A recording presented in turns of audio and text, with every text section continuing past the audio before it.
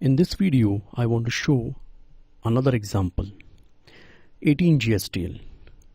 I created all necessary files so that we can just target on the concept.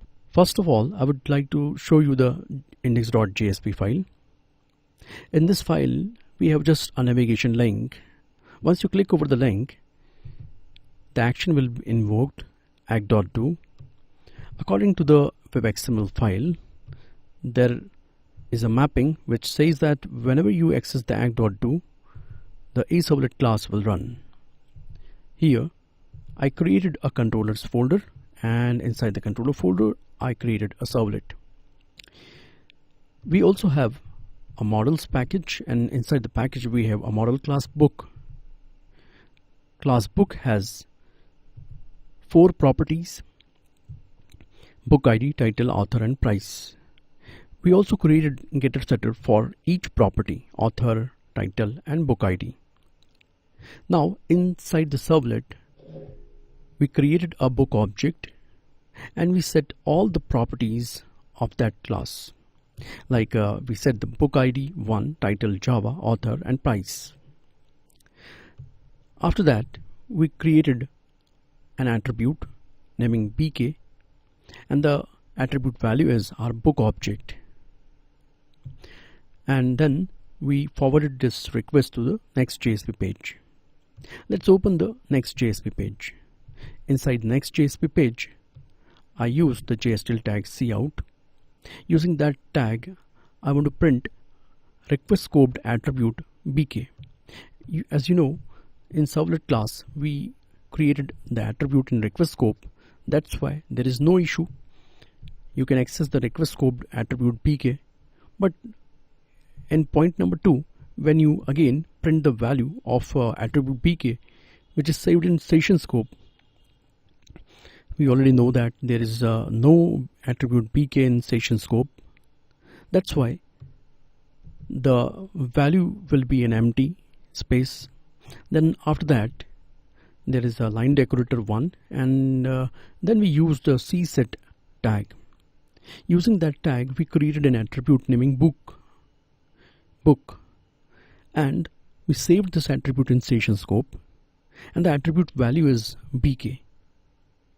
You can simply write request scope.bk, or you can say bk. If you don't specify the scope, then the attribute will be searched in page scope, which is the narrowest scope. If the bk attribute is not available in page scope, then the search will be performed in request scope, because the request scope has the bk attribute. That's why the attribute will resolve.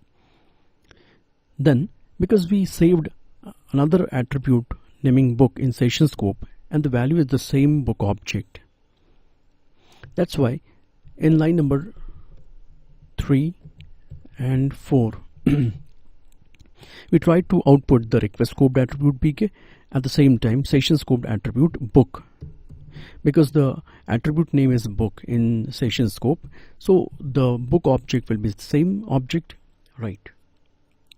Now, because we are able to access the book object, because bk points to a bean, then the bean's property, let's say title, right? Okay, once again you can write title here also, but there is no attribute naming bk in session scope. But after that, we created a session scope attribute.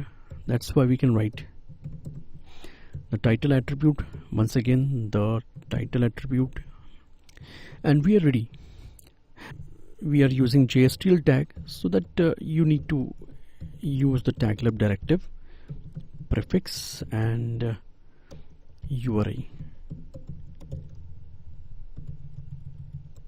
http://java.sun.com/jsp/jstl/core.